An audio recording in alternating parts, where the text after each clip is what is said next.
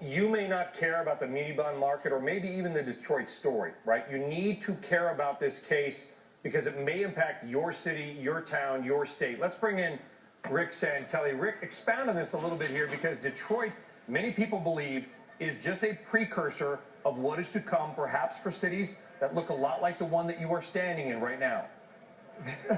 And it's so funny, it happened today because, of course, the big news in Chicago, and if not the entire state of Illinois, is that there's going to be a vote, ultimately, whether it's today or soon, to try to deal with our underfunded pension liabilities. I would look at it this way. It's a very straightforward issue on many levels.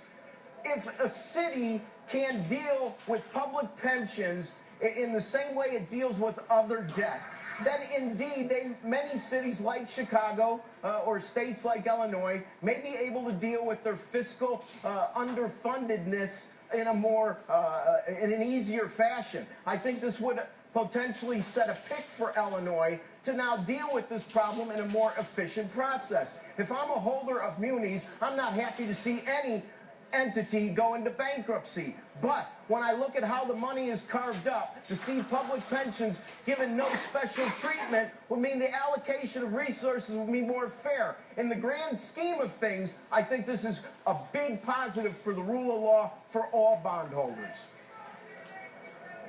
Rick, have we seen any sort of differentiation in terms of how muni bonds of other big cities with large underfunded pensions, how they trade versus how, I mean, Detroit obviously has taken a haircut. I mean, a lot of investors from the investment standpoint were expecting this, but do you have any grasp of how other muni bonds, similar profiles, have been trading?